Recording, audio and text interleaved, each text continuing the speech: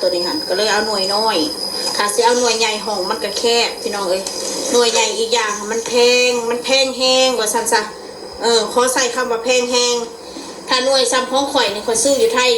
พันกว่าบาทแต่1,200 1,300ได้ของข่อยนี่ถ้ามาซื้ออยู่พี่มันสิตกอยู่2,000กว่าถ้าลุ่มหน่วยนี่ค่ะมันสิกำไรแบบเครื่องต่อเครื่องเลยผมก็เลยเอาตัวหน่วยน้อยๆนี่สำหรับน้องมาหน้าเพราะว่าเพิ่นต้องไม่ได้แย่งเงินกับพ่อคนกับแม่มาซะบางคนได้เงินของสิซื้ออีกหน่วยหนึ่งแหละเพราะมีคนว่าสัมพันธ์ล่มกับบุมีปัญญาซื้อกะซิว่าก็ซื้อได้เขา10 เครื่องพอแหละถ้าเงินเดือนออกค่ะนะซื้อได้หลายอยู่เครื่องละ1,000 กว่าบาทซื้อได้10 เครื่องพอละแต่พอซื้อเพราะว่าสิซื้อมาเฮ็ดหยังไส้ซื้อเฉพาะไส้ถ้าสิซื้อก็ซื้ออันเฉพาะเฮาพอได้ไส้ถ้าถามว่าปัญญามีบ่มีปัญญา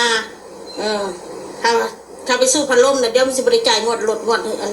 ค่าบ้านค่ากินค่าหยากเด้แม่นบ่แต่ยังสิมีปัญญาซื้อได้เบิดถ้าเงินเดือนออกนะแต่รายจ่ายมันต้องใส่แนวอื่นอันนี้ว่าความจริง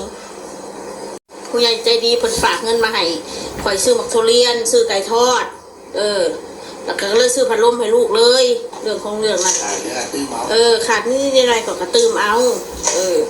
ก็คือข่อยว่าแหละผู้ใหญ่ใจดีเพิ่นก็ให้เด็กให้ซ้ำเพิ่นให้เด็กน้อย400-500ก็ว่าไป300-400ก็ว่าไปทุเรียนแม่มอนกับ300-400ก็ว่าไปซ้ำนั่นแหละพี่น้องเอ้ยมาซื้อเลี้ยงกัน10 เครื่องได้อยู่แต่ไม่ต้องใส่แนวอื่นหนีก็ต้องใส่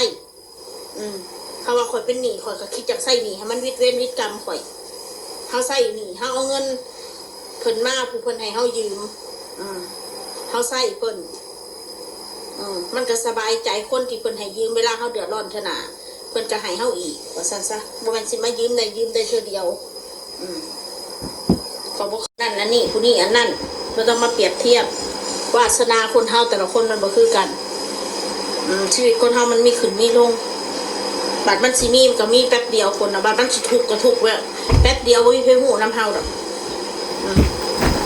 รสชาติชีวิตถ้าเจ้าสิมีอยู่ซื่อเจ้ามีแต่เจ้าเริ่มบ่รู้จักความทุกข์ยากเจ้ามีมาแล้วจะมาทุกข์ยากเจ้าสิคิดได้เลยว่าคือข่อยตอนนี้มันเป็นบทเรียนเนาะซั่นซะบทเรียนนั่นแบบคิดหลายๆอย่างเลยพี่น้องเรื่องเสียใจนี่ป๊าดเท่าบ่มีไปซ้ำข่อยก็คิดว่าตอนนี้ข่อยเสียใจฟัดในทุกด้านในนู่นนี่นั่นเครียดเบิดทุกอย่างบ่แม่นว่าบ่เสียใจเบิดทุกอย่างทุกแนวแต่เฮาสิไปเฮ็ดคิดนะมันเสียใจแล้วเฮาสิมานอนเอามือกุมหน้าผากยิ่งก็บ่ต่อสู้ยังเลยบาดนี้ยิ่งก็สิมานอนเครียดมานอนมุกบ่เฮ็ดยังเลยนี่มีคนสนับสนุนคนช่วยเหลือมันย่อมดีกว่าบ่มีมันก็ดีเนี่ยแต่เราจะไปหวังแต่แบบนั้นมันไม่ได้มันแมนบ่หวังกันแต่ว่า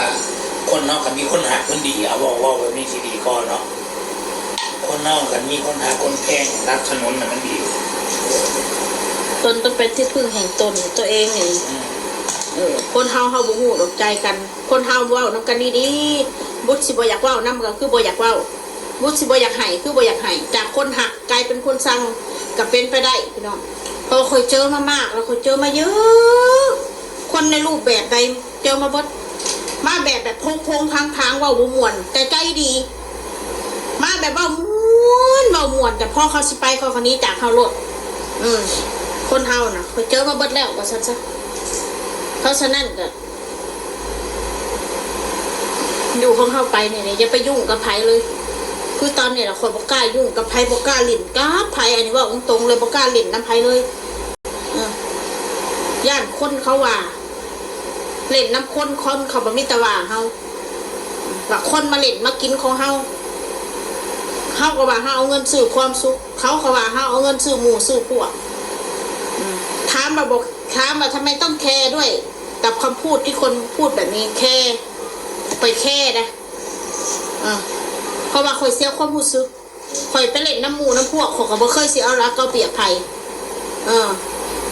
ข่อยก็ออกช่วยกันกินช่วยกันใส่น้ำกันกินช่วยกันเฮ็ดช่วยกันข่อยบ่แม่นสิไปนั่งให้คนอื่นมาเฮ็ดเอาข่อยกินได้ได้คำน้ำปูเขาก็ว่าปานนั่นแหละความศักดิ์ศรีความเป็นคนของมันมีแล้วพี่น้องแต่เขาก็โอ๊ตเอาเขาได้ยินมาเขาก็โอ๊ตเอา ยอมว่าเขาเป็นหนึ่งเขายอมว่าเขาเว้าทุกอย่างคำดูถูกแล้วมันเห็นในเขาเจ็บคือสิตายนี่คำเว้าอะแต่มันเห็นในเขาแบบถอยห่างซะดีกว่าจบหอดมือก็ใส่ไปต้องเว้าถึงกันในด้านบดีคือแต่สิ่งดีๆซะข่อยนี่ฮักคนผมเว้าสุคนได้นิสัยข่อยถ้าซอยคนผมก็เว้าไม่ใช่ถ้ายืมแล้วมีคนรับผิดชอบหอดมือแล้วก็ใส่แค่นั้นเราก็ต้องเว้าเงาคนเฮาเป็นอะไรเว้าเงาแล้วมันเห็ดแต่เงินตัวเองเกลียดตัวเองตัวคือเขาว่าเงินมันคมยิ่งกว่ามีดทางไหนคือเมื่อก่อนเห็นเราว่าสิไปซื้ออยู่ว่าสันเอาก็ย้อนเราว่าสิไปซื้อก็สิซื้ออยู่ก็เห็นอะไรผัดบังเอิญผัดคนอยากซื้อก็เลยก็มีFC ฝากเงินมาให้อยากซื้อให้ก็ซื้อเลยซะบัดนี้ปกติก็สิซื้อเงินเจ้าของอะไรพี่น้องเงินนำคันเดือนออกก็สิซื้อให้ลูกอยู่จักหน่วย400-500 200-300ได้ปัญญาซื้อดอกถ้าสิเอาเงินเดือนทั้งเดือนซื้อเบิดเลยพัดลมมาเลี้ยงกันก็ได้อยู่ดอก10 เครื่อง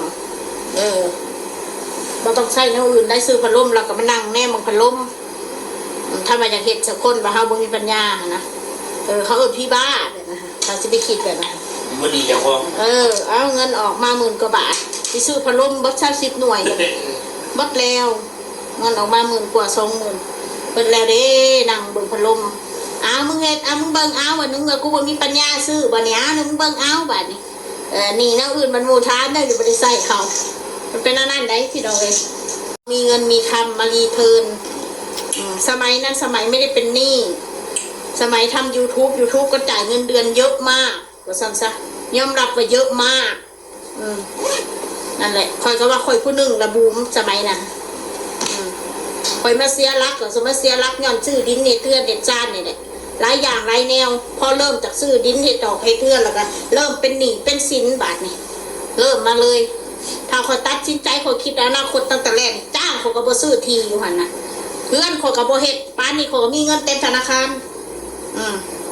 เงินออกดอก